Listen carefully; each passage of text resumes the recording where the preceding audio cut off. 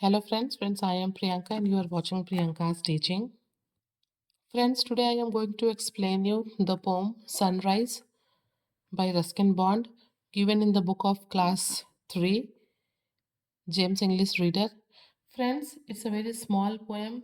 This poem is containing only 12 lines and I want to tell you that there is no any rhyming scheme, means it's a free verse poem.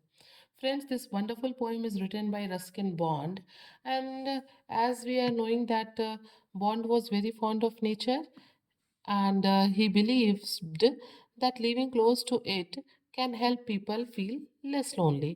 कि अगर हम nature के पास रहते हैं ना, nature के करीब होते हैं, तो हम थोड़ा कम अकेला फील करते हैं. ठीक है, नेचर जो है बहुत से चीज़ों को हील कर देता है. Okay, his poem about natures are short, simple and engrossing. इनके जो पोएम्स हैं वो छोटे हैं, सिंपल है, लैंग्वेज इजी है और बहुत ही क्या है, एनग्रॉसिंग है, बहुत ही मोटिवेटिंग है, बहुत ही इंथुजियास्टिक है.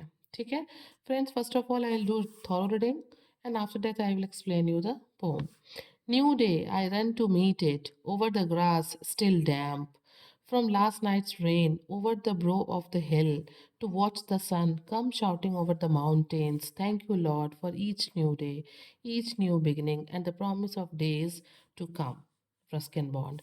Friends, damp means होता है भीगा हुआ, slightly wet, and brow of the hill means top of the hill, बिल्कुल top पे. ठीक है. Friends, after going through the poem, we can say that the poet urges readers to return to the lap of nature to soothe their soul.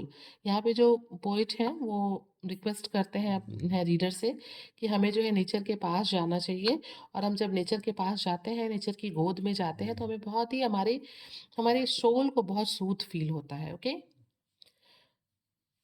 In this poem there is a small boy, a new day I run to meet it. Poet यहाँ पे कहते हैं कि एक और नया दिन होता है, सनराइज. ठीक है, सूर्योदय के बाद, सनराइज के बाद एक और नया दिन आता है.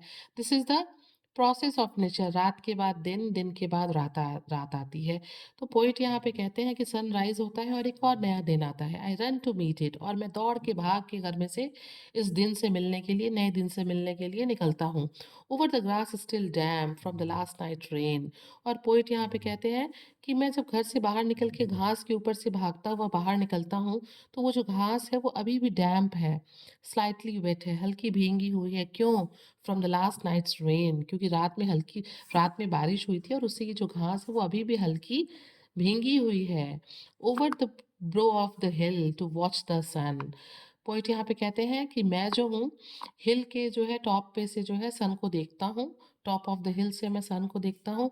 कम shouting over the mountains, thank you lord. और यहाँ पे पोइट कहते हैं कि चलो माउंटेन पे चल के हम वहाँ से ऊपर से शाउट करते हैं. क्या शाउट करते हैं, क्या चिल्ला के गॉड को क्या कहते हैं? Thank you Lord for each new day, each new beginnings. और यहाँ पे पोइट कहते हैं कि चलो भाग के माउंटेन पे से जो है, माउंटेन के ऊपर से हम चिल्ला के चीख के लॉर्ड को थैंक यू कहते हैं. किसके लिए? फॉर ईच न्यू डे, प्रत्येक दिन ये नया दिन देने के लिए. ईच न्यू बिगिनिंग, हर इस नई शुरुआत के लिए. And promise of days to come, और गॉड से जो है प्रॉमिस भी करते हैं कि इसी तरीके से ये जो है एक नया दिन आता रहे. तो फ्रेंड्स, हम देख सकते हैं कि कितने सिंपल लैंग्वेज में और कितने अच्छे तरीके से रस्किन बॉन्ड ने इस पोएम को एक्सप्लेन किया है. And friends, if you like my explanation, please do share to others, and very thank you for watching.